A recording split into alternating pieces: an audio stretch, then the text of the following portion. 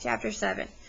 Every insect in Africa seemed to be crawling over Pedro's skin, especially on his left arm, where he couldn't squish them.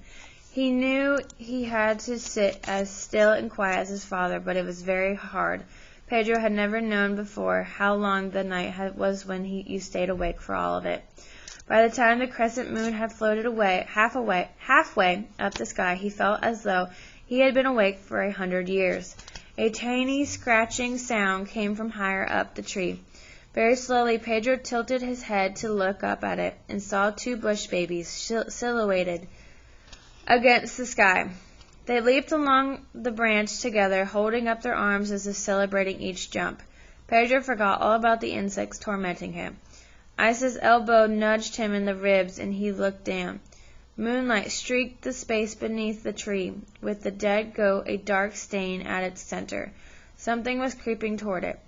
Down the slope from the rocks above, a pale shape in the moonlight, a creature that seemed to be made of liquid, flowed between the trees and bushes, disappearing and appearing. Finally it stood still, and its eyes glowed as they reflected the moonlight.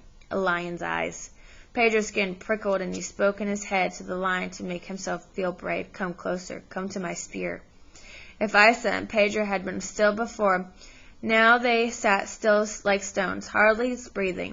Their eyes reached in the black and white world of the moonlight, out to where the lion stood at the edge of the clearing.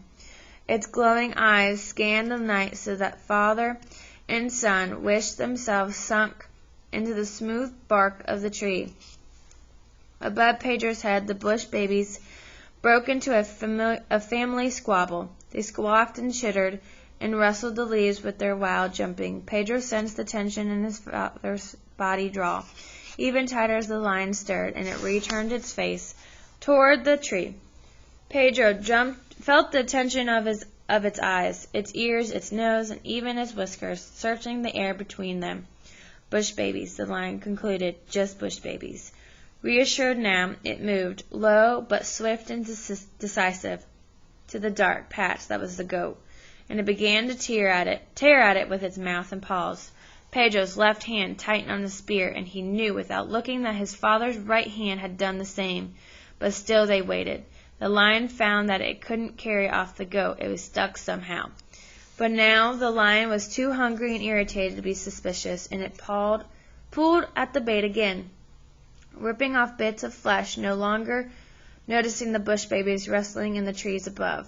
Pedro saw the spear in the lion's side before he knew that his father had thrown it. It stuck out. Firmly lodging between the ribs, the lion stagged and snarled, a sound that ripped a hole in the stillness. Pedro aimed and threw with all his strength. He almost seemed to feel the spear strike home, piercing the lion's other side.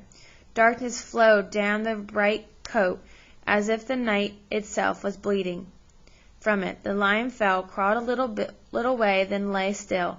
Pedro stayed at the spears. "My spear," he said to himself, "thrown with my left hand. I've killed the lion who stole my arm." But then they climbed down to look at the body. Pedro's feeling of triumph leaked away a little. Was this his lion? He could not be sure, and without certainty he could not feel triumphant. The lion was a female, a lioness, without the scrapey start of a mane that he remembered on this lion, and he was pretty sure that his lion had not had anything around his neck. The sad, dead body at his feet was wearing a collar. Chapter 8.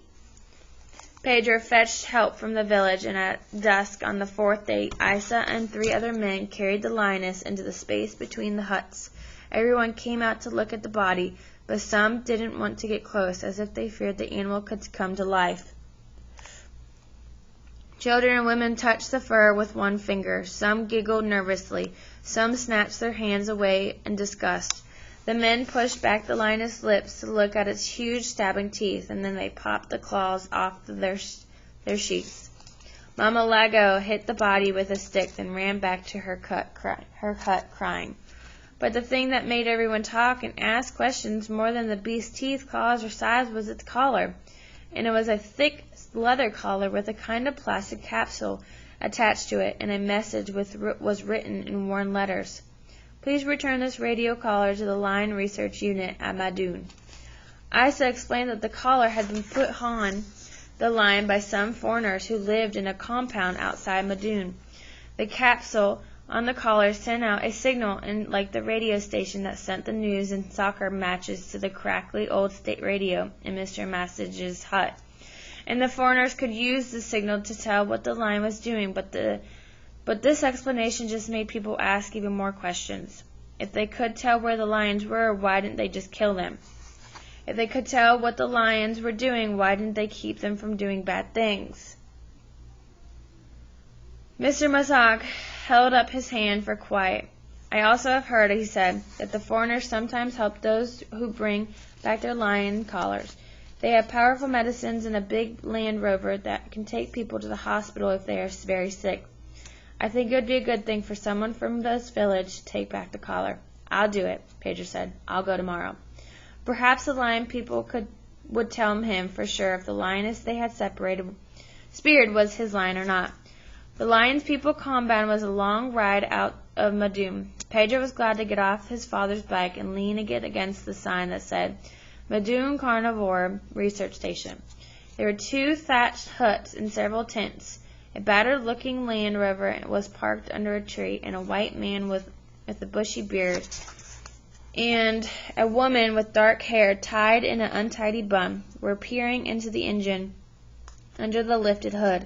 A tall young man, looking a bit like an older version of Pedro himself, sat in the shade with a laptop and computer glowing on his knees. None of them noticed Pedro. Mr. Mazik and his father had told Pedro that the lion people would be pleased to get the collar. But now that he was here, seeing the huts and tents, the car, and the computer, all devoted to finding out about lions, Pedro wondered how pleased they would be about a dead lion. For a moment he thought about leaving the collar and just running off, but then he might never know if he had speared his lion. He decided to be brave. He stepped in front of the young man with the laptop.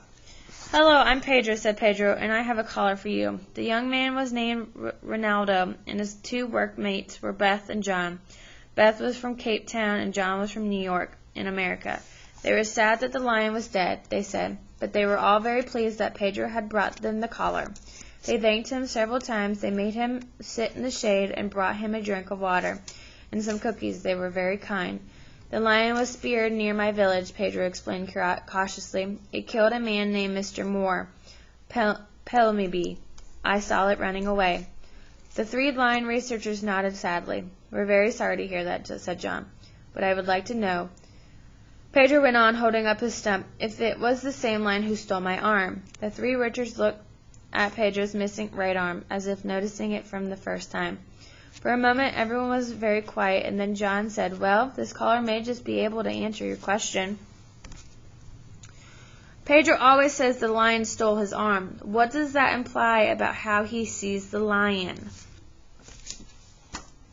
That is the question that you need to answer.